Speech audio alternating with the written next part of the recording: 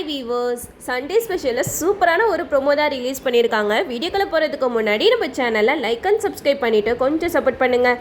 வாங்க இப்போ வீடியோக்குள்ளே போகலாம். எபிசோட் ரொம்பவே எமோஷ்னலாகவும் இன்ட்ரெஸ்டிங்காகவும் போய்கிட்டு இருக்கு. நம்ம தனம் மாயா ரெண்டு பேருமே பேசிக்கிட்டு இருக்காங்க. நம்ம வசுந்தராவை எப்படியாவது கையும் காலுமா பிடிச்சாதான் இதுக்கு பின்னாடி யார் இருக்காங்க அப்படிங்கிறத கண்டுபிடிச்சி அந்த பத்திரத்தை வாங்கி பெரியப்பா கிட்ட கொடுக்க முடியும் அப்படிங்கிற மாதிரி சொல்லும்போது மாயா சொல்கிறாங்க, தனம் நீ சூப்பரான ஐடியா போட்டிருக்க, நீ போயிட்டு வசுந்தரா பற்றி எல்லா விஷயத்தையுமே தெரிஞ்சுக்கோ, எனக்கு கொஞ்சம் வேலை இருக்கா அப்படிங்கிற மாதிரி சொல்கிறாங்க. அதுக்கு தனம் சொல்கிறாங்க, சரி மாயா நான் தனியாக போயிட்டு அவங்கள பற்றி விசாரிக்கிறேன் அப்படின்னு சொல்லிட்டு வசுந்தராவை ஃபாலோ பண்ணுறாங்க. வசுந்தரா ஒரு இடத்துக்கு போகிறாங்க. அது ஒரு காப்பகம் மாதிரி இருக்குது. அங்கே தான் வசுந்தராவோட மனநல சரியில்லாத பொண்ணை வச்சு கவனிச்சிக்கிட்டு இருக்காங்க. வசுந்தராவும் உள்ளக்க போயிட்டு அந்த பொண்ணை பார்த்து பேசுகிறாங்க. ஆனால் அந்த பொண்ணு ரொம்பவே அடமெண்ட்டாக இருக்காங்க. மனநல பாதிக்கப்பட்டு சின்ன பிள்ளைத்தனமாக வசுந்தராட்ட பேசிக்கிட்டு இருக்காங்க. இதை பார்த்ததுமே வசுந்தரா ரொம்பவே எமோஷ்னல் ஆயிடுறாங்க. இவ எப்போ தான் சரியாவா, இவ சரியானதான் என்னால் நிம்மதியாக இருக்க முடியும் அப்படிங்கிற மாதிரி சொல்ல அங்கே இருக்கிறவங்களாம் சொல்கிறாங்க, இல்லை மேடம் அவங்க ரொம்பவே அன்புக்காக ஏங்கிட்டு இருக்காங்க. அவங்கள நீங்கள் ஒரு மாதத்துக்கு ஒருக்கா பார்க்குறனால அவங்களுக்கு உங்களோட அன்பு கிடைக்கவே இல்லை, அதனால தனியாக இருந்து அவங்களுக்கு மனநல பாதிக்கப்பட்டுருச்சு அப்படிங்கிற மாதிரி சொல்லும்போது வசுந்தரா ரொம்பவே எமோஷ்னல் ஆயிடுறாங்க. இந்த பாருங்க, உங்களுக்கு எத்தனை கோடி வேணாலும் தரேன், என்னோட பொண்ணை பழைய நிலைமைக்கு நீங்கள் திருப்பி கொண்டு வரணும் அப்படிங்கிற மாதிரி சொல்லிடுறாங்க. அப்போ அங்கே இருக்கிறவங்களாம் மனசில் நினைக்கிறாங்க, கோடி கோடியாக கொடுத்து என்ன பண்ணுறது, அந்த பொண்ணுக்கு தேவை அன்பு தான், அந்த அன்பே கிடைக்காதப்ப அந்த பொண்ணு எப்படி சரியாவா அப்படிங்கிற மாதிரி அவங்க மனசில் நினச்சிக்கிட்டு இருக்காங்க. நம்ம தனம் இதெல்லாம் பார்த்துட்டு இதை நம்ம மாயா அக்கா கிட்ட சொல்லணும் அப்படின்னு சொல்லிட்டு ஃபோட்டோ எடுத்துகிட்டு போயிடுறாங்க. இங்கே பாரு மாயா, நான் ஒரு விஷயத்தை கண்டுபிடிச்சிருக்கேன், வசுந்தராவுக்கு ஒரு பொண்ணு இருக்காங்க போல, இவ தான் அந்த பொண்ணு அப்படின்னு சொல்லிட்டு அந்த பொண்ணை காட்டுறாங்க. அப்போ மாயா தனம் கிட்ட கேட்குறாங்க, நீ அவங்கள பற்றி என்ன விசாரிச்சு அப்படின்னு சொல்லிட்டு கேட்கும்போது தனம் நடந்த விஷயம் எல்லாத்தையுமே சொல்கிறாங்க. வசுந்தராவோட பொண்ணு மனநிலை சரியில்லாமல் இருக்காங்க, அவங்களுக்கு தேவை அன்பு தான், பேசாமல் நம்ம அதை வச்சே எப்படியாவது வசுந்தராவை நம்ம பக்கம் இழுத்தோன்னா கண்டிப்பாக அவங்க நம்மளை பற்றி புரிஞ்சுக்கிட்டு நம்ம மேலே இருக்கிற பகையெல்லாம் மறந்துட்டு பத்திரத்தை நம்ம கையில் கொடுக்கறதுக்கு நிறைய வாய்ப்புகள் இருக்குது அப்படின்னு சொல்லிட்டு மாயா தனம் ரெண்டு பேருமே முடிவு பண்ணிடுறாங்க. இவங்க ரெண்டு பேருமே அந்த காப்பகத்துக்கு போகிறாங்க. அங்கே போயிட்டு அங்கே இருக்கிற இன்சார்ஜ் கிட்ட எல்லாம் பேசுகிறாங்க. இந்த பொண்ணுக்கு என்ன பிரச்சனை அப்படின்னு சொல்லிட்டு கேட்கும்போது அவங்க நடந்த எல்லா விஷயத்தையுமே சொல்கிறாங்க. இந்த பொண்ணு அன்புக்காக ஏங்குறாமா, அதை பற்றி புரிஞ்சுக்காம இவங்க அம்மா கோடி கோடியாக பணத்தை தரேன், எப்படியாவது என் பொண்ணை சரி பண்ணி கொடுங்க அப்படின்னு சொல்லிட்டு போகிறாங்க. என்ன பண்ணுறதுன்னே தெரியல அப்படிங்கிற மாதிரி சொல்லிக்கிட்டு இருக்காங்க.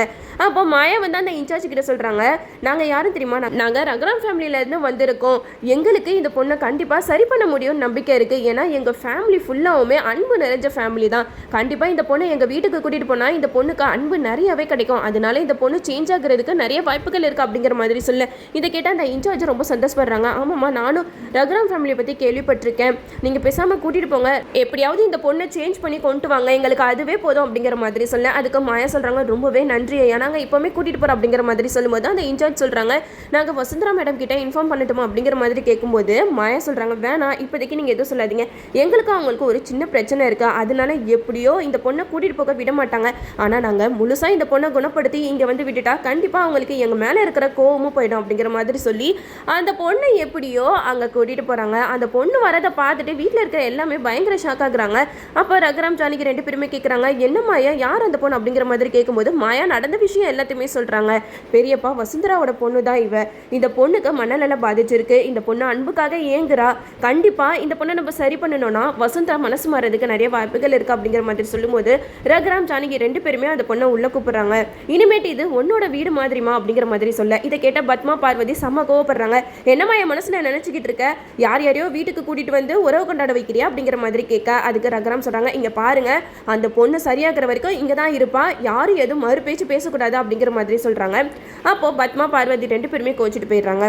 நம்ம மாயா நம்ம கல்கிக்கு வீடு ஃபுல்லாக சுற்றி காட்டுறாங்க. கல்கி, இங்கே தான் நீ இருக்க போகிற, இந்த வீடு உனக்கு பிடிச்சிருக்கா, இவர் தான் எங்கள் பெரியப்பா, இவங்க தான் எங்கள் பெரியம்மா அப்படின்னு சொல்லிட்டு வீட்டில் இருக்கிற எல்லாருமே இன்ட்ரோ பண்ணி வைக்கிறாங்க.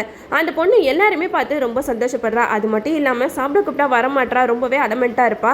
அப்போ ஜானகி அந்த பொண்ணுக்கிட்ட அன்பாக பேசி கூப்பிட்டு சாப்பாடெல்லாம் ஊட்டி விட பார்ப்பாங்க. அப்போ அந்த பொண்ணு சொல்லுவா, எனக்கு மாயாக்கா தான் ஊட்டி விடணும் அப்படிங்கிற மாதிரி சொல்லும்போது மாயா சொல்லுவாங்க, இங்கே பாரு கல்கி, நான் உனக்கு அக்கா, எங்கள் பெரியம்மா எனக்கு அம்மா மாதிரி, அப்போ உனக்கு இவங்க என்ன மாதிரி அப்படி சொல்லிட்டு கேட்கும்போது அந்த பொண்ணு சொல்லுவா, அம்மா மாதிரி அப்படின்னு சொல்லிட்டு ஜானகி ஊட்டி விடுறத வாங்கிப்பாங்க. இதெல்லாம் பார்த்துட்டு அந்த பொண்ணுக்கு ஆனந்த கண்ணீரே வரும்.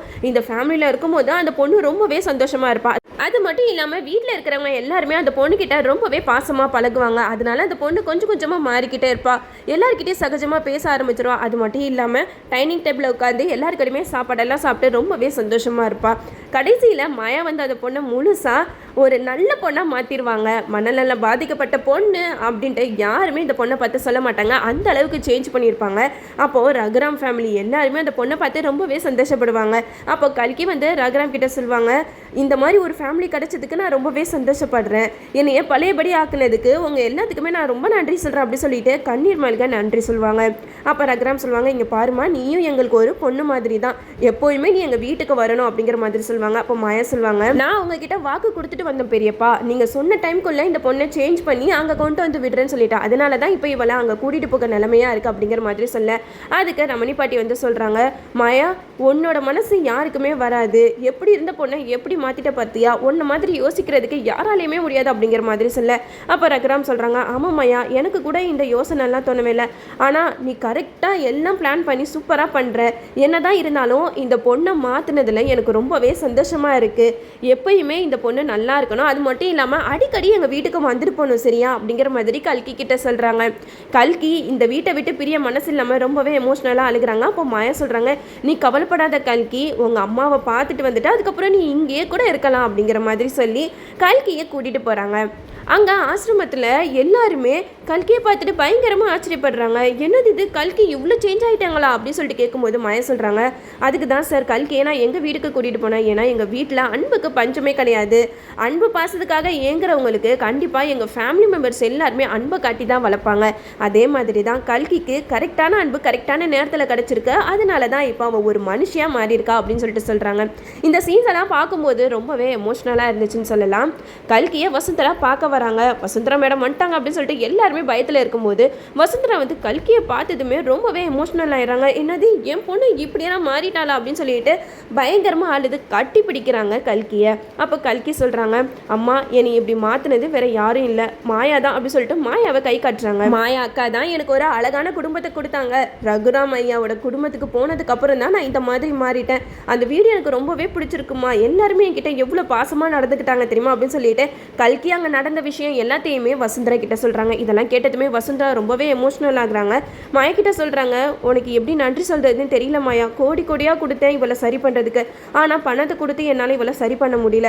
ஆனால் உங்கள் குடும்பத்தில் இருக்க அன்பால் என் பொண்ணை பழையபடி மாற்றி கொடுத்துட்டீங்க. இதுக்கெல்லாம் உங்களுக்கு என்ன கைமாறு செய்ய போகிறேன்னு எனக்கே தெரியலையே அப்படின்னு சொல்லிட்டு வசுந்தரா வந்து மாயா கையை பிடிச்சி அழுகிறாங்க. அதுக்கு மாயா சொல்கிறாங்க, எனக்கு அப்போவே தெரியும் நீங்கள் வந்து ஏதோ எமோஷ்னலாக ரொம்ப டிப்ரெஷனாக இருக்கீங்க, அதனால தான் எல்லாருக்கிட்டையும் ரொம்ப கோபமாக பேசுகிறீங்க, அதுக்கு பின்னாடி என்ன ஒரு கஷ்டம் இருக்குது அப்படின்னு தெரிஞ்சுக்கணும் தான் நான் உங்களை ஃபாலோ பண்ணி வந்தேன். அப்புறம் தான் எனக்கு தெரிஞ்சது உங்களுக்கு இப்படி ஒரு பொண்ணு இருக்கா அப்படின்னு சொல்லிட்டு, இந்த பொண்ணை எப்படியாவது மாற்றணும்னு சொல்லிட்டு நான் எங்கள் வீட்டுக்கு இவங்களோட பர்மிஷனோட தான் கூட்டிகிட்டு போனேன். அதே மாதிரி அன்பால இவளை முழுசாக மாற்றிட்டேன் அப்படிங்கிற மாதிரி மாயா சொல்கிறாங்க. இதெல்லாம் கேட்டுட்டு வசுந்தரா ரொம்பவே எமோஷ்னல் ஆயிடுறாங்க. அங்கேருந்து மாயா போயிடுறாங்க. அப்போது வசுந்தரா வந்து என் பொண்ணையே இப்படி மாற்றி கொடுத்துருக்காங்களே, இவங்க ஃபேமிலிக்கு நம்ம ஏதாவது நல்லது செஞ்சாகணும் அப்படின்னு சொல்லிட்டு அவங்க பார்வதி கிட்ட வாங்கின பத்திரத்தை கொண்டு போயிட்டு ரகுராம் கிட்ட கொடுக்குறாங்க. ரகுராம் வீட்டுக்கு வந்து ரகுராம் கிட்ட மன்னிப்பு கேட்குறாங்க. என்னைய மன்னிச்சிருங்க, நான் ரொம்பவே தப்பு பண்ணிட்டேன், உங்களோட ஃபேமிலியை பற்றி தெரியாமல் நான் இந்த மாதிரிலாம் பண்ணிட்டேன், என் பொண்ணை குணப்படுத்த முடியாதுன்னு நான் எவ்வளவோ கவலைப்பட்டிருக்கேன், அவளுக்காக கோடி கோடியாக செலவு பண்ணியிருக்கேன், ஆனால் என் பொண்ணை சரி பண்ணவே முடியல, ஆனால் உங்கள் ஃபேமிலியில் இருக்க அன்பால் என் பொண்ணை குணப்படுத்தி என்கிட்ட பழையபடி கொடுத்துட்டீங்க, இதுக்கெல்லாம் என்ன கைமாறு செய்கிறதுன்னு தெரியல, ஆனால் என்னால் முடிஞ்ச ஒன்று தான், இந்தாங்க உங்களோட பத்திரம் உங்ககிட்டே இருக்கட்டும் அப்படிங்கிற மாதிரி கொடுத்துட்றாங்க.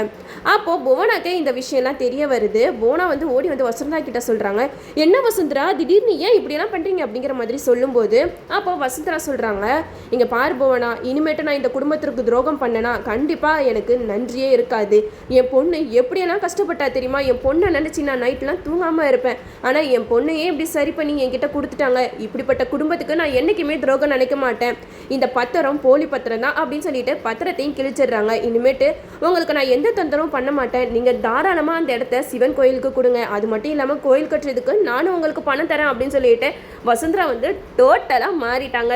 இந்த ப்ரோமோலாம் பார்க்குறதுக்கே ரொம்பவே சூப்பராக இருந்துச்சு தான் சொல்லலாம். கடைசியில் போனாக்கு பெரிய அப்பா வச்சுட்டாங்க. வசுந்தராவை வச்சு எப்படியாவது ரகுராம் குடும்பத்தை அசிங்கப்படுத்தணும் அப்படின்னு சொல்லிட்டு தான் வசுந்தராவை வச்சு என்னென்னமோ பண்ணாங்க. ஆனால் கடைசியில் மொத்தமாக இப்போ போனாக்கு தான் அந்த ஆப்பு திருப்பி வந்துருச்சுன்னு சொல்லலாம். இப்போ அந்த இடத்துல பூஜையெல்லாம் போட்டு சிவன் கோயில் கட்டுறதுக்காக எல்லா ஏற்பாடுமே பண்ணிக்கிட்டு இருக்காங்க.